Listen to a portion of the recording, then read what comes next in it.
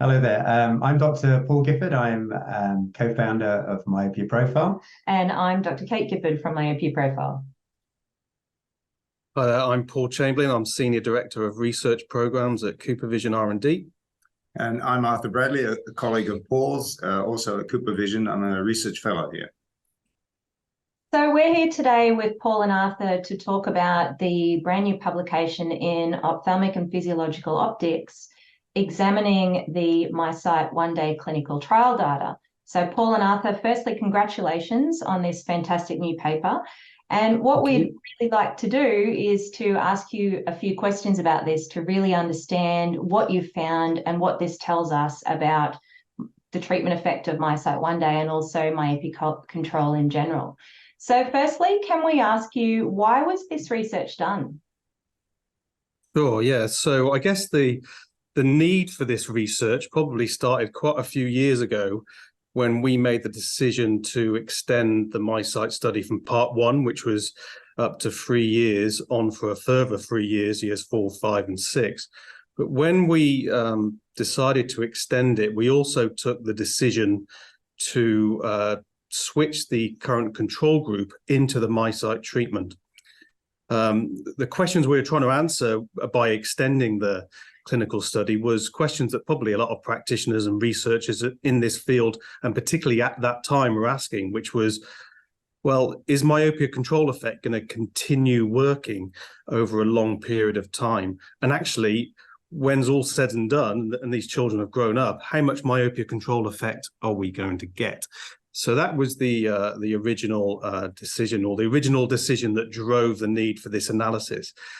And thinking about the decision to discontinue the control group, it's one that's probably faced by many people like us in the field that are doing long-term myopia control clinical trials. Once you've proven efficacy of the device you're testing, which we obviously had at the end of 3 years, is it ethical to ask a child and their parents to continue with the chance of maintaining a placebo treatment for an even longer period? And there's also a sort of a practical aspect of that, because if you've only done the study for an initial 3 years and then you're extending it, you need a new consent form. Well, if you're doing a new consent form, then you have to give the parents and the child the information of what you've learned so far. So at that point, they're going to say, well, hang on a minute. If you're saying it's working, should I sign to give my child the chance of still not getting treatment? So there's those sort of practical aspects as well. So 6 years is quite a long time for a study. Why, and you've explained the issue of the control group. So why did the study continue for 6 years, and how did you manage this issue of the control group? What additional information did you get from not having a control group? Yeah, I mean, I think the key thing here is we know that myopia is a condition that's going to onset fairly early in childhood and then can continue to progress all the way through the school years and actually even beyond into the college years. And so I think, again, at that time, there's still, and there may be even now still, the question of, will this slowed eye growth that we observe continue to sustain over all of the years that we might implement myopia control treatment, basically. So it's trying to give the information that can be applied in the real world as, you know, will this continue working? You know, should I keep children in treatment for all of their juvenile years, so to speak? Okay, and can you just give more information on how the study was carried out?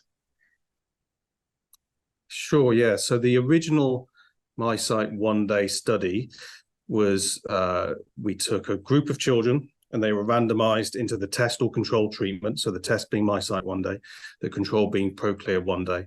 So those two lenses are basically identical other than the optical design of the MiSight lens.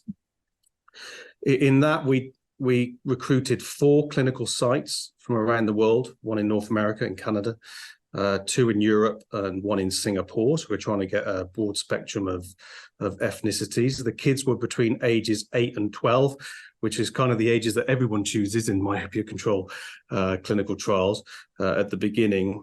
And yeah, we followed them for 3 years as parallel groups. And then at that 3-year point that I explained, we then decided to switch all of the children in the MiSight group to continue with MiSight, but actually we made it open label.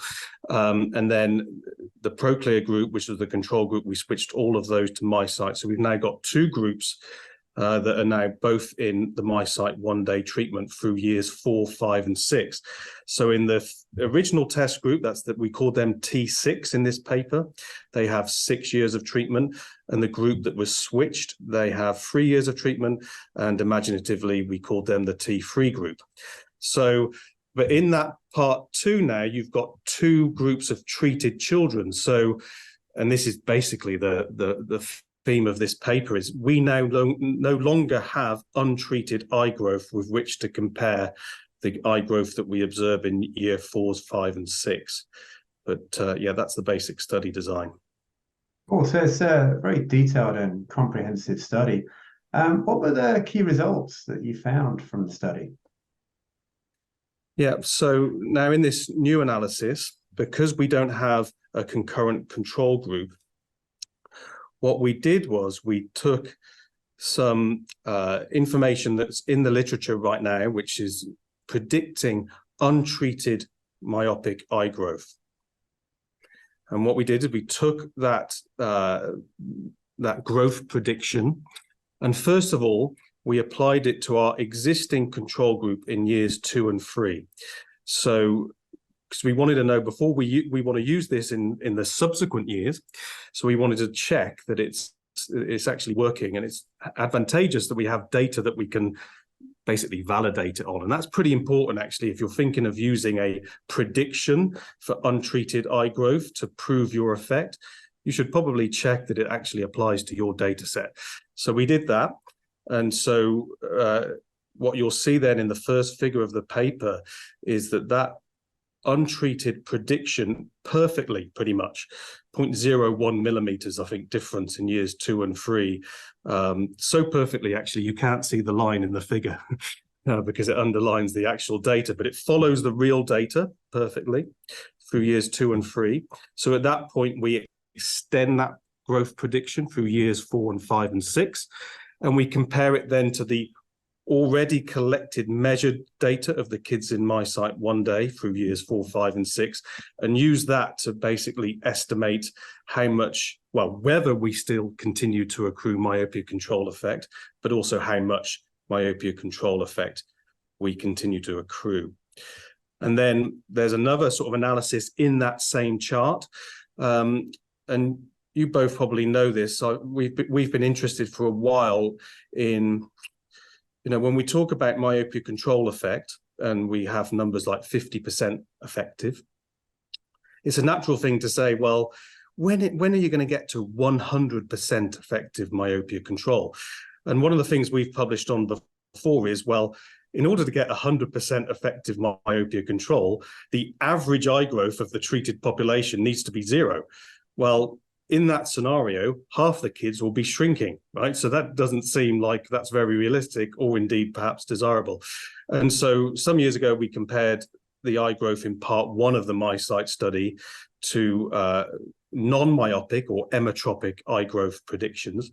And it found that MiSight test group growth followed that pretty well. So simply what we did in this analysis, because we have now 6 years worth of data, is, well, actually, how did that group compare to that emmetropic or non-myopic prediction through 6 years rather than 3? And again, we find that through all 6 years, actually, our original treated group correlates pretty closely to non-myopic growth predictions, which is interesting on many levels.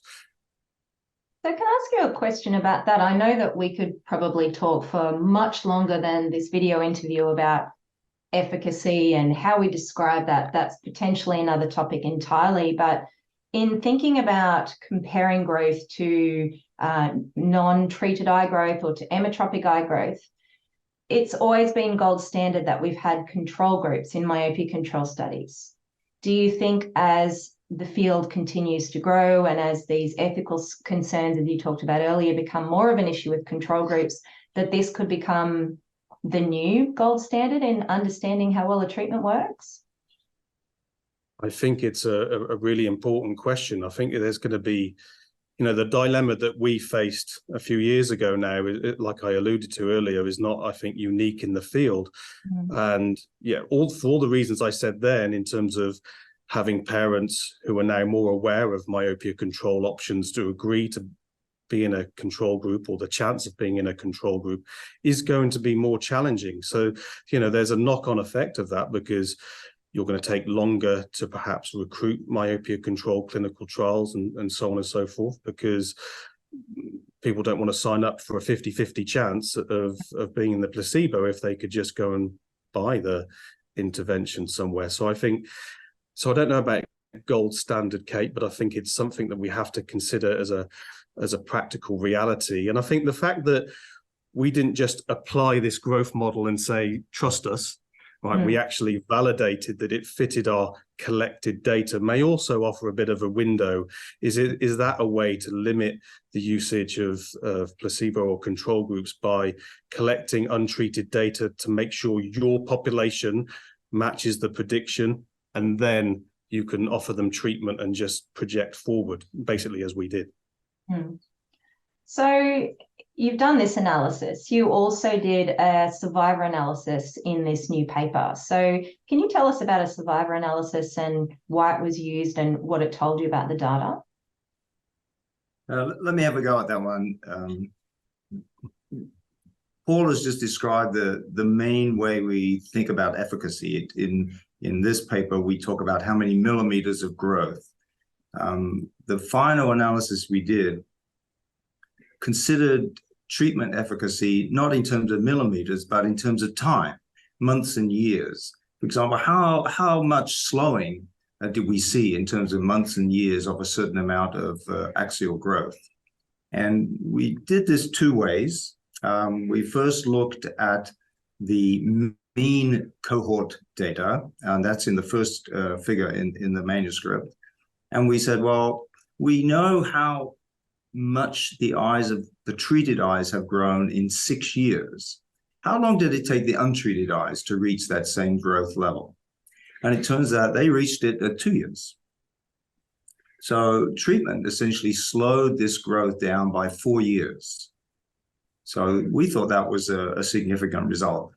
The second approach was the survival analysis that you mentioned, which is just fairly new to our world, but not a new analysis method. It's called survival analysis. It's often used in diseases that have fatality as a final endpoint. And the question is, given a certain treatment, how many patients survive to a certain time? And you've perhaps heard, 50% survival at 6 years or something like that. So the same principle applies here, but in our case, patients are not dying. They are their eyes are growing. So in our case, we set a criterion of a 0.3 millimeter eye growth.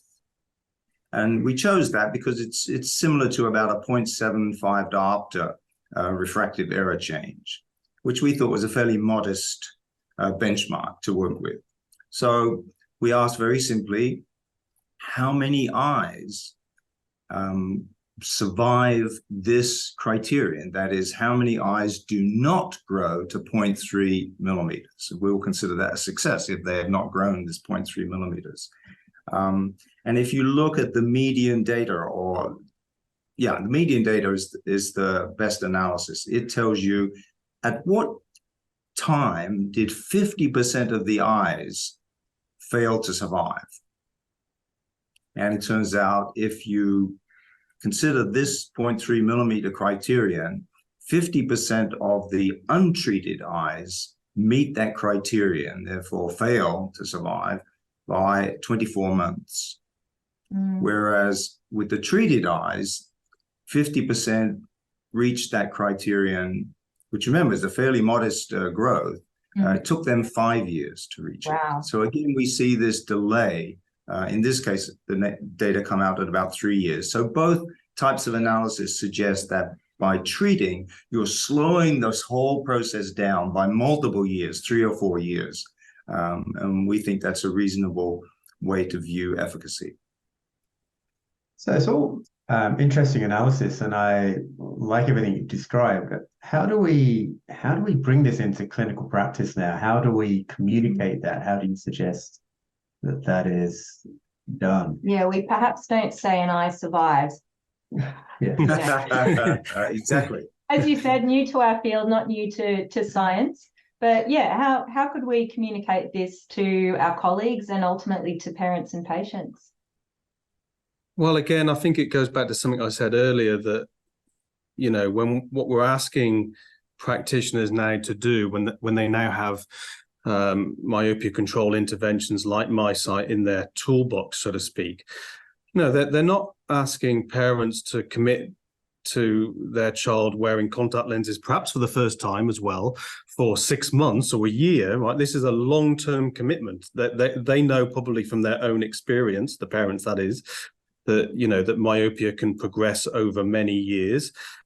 And so treatments like this will be suggested for multiple years. And I think it's only reasonable that practitioners in clinic have data like this to be able to support their assertion to parents that they're asking them to commit to this treatment for a number of years, that they have now data to say, yes, it's been studied and it continues to accrue benefit or myopia control effect over all of the years of the study, in this case 6. Yeah. So I think that's got to be the key take home from this. But Kate, you raise an interesting question because, you know, we live in the scientific world of millimeters and diopters, and we're very familiar with this vocabulary and have some appreciation of what a millimeter means and what a diopter means. And of course, the average patient does not. And that was one of the motivations to do the time analysis, because people understand years and months. Mm-hmm. And so that we thought might be helpful going forward. Yeah, absolutely. So the message there is it slows growth. We're not talking about 50%. You know, we can talk about half, slowing growth by about half, that sort of thing. That's a concept that parents understand. But the key message is that to reach this level of growth took 2 years for untreated eyes, but 5 years for treated eyes. Fantastic. Wonderful. Thank you so much for this wonderful contribution to science and to the field of myopia control. There's so much more that we're learning about how to understand treatments and describe efficacy and even compare various treatments. But what we have with the MiSight one-day clinical trial is 6 years, well, you know, up to 7 years of data, 6 years in this publication. So we've really got a wealth of data, as you said, Paul, to be able to say, you can commit to this to parents and patients for a long period of time and know that we've got a treatment with, you know, a high safety profile and very robust data on efficacy. So I think that's a really interesting place to end our discussion on that. And thank you so much. Thank you very much for having a chat to us. Thank you. Our pleasure. Nice to see you both. Yeah, thanks for inviting us. Thank you.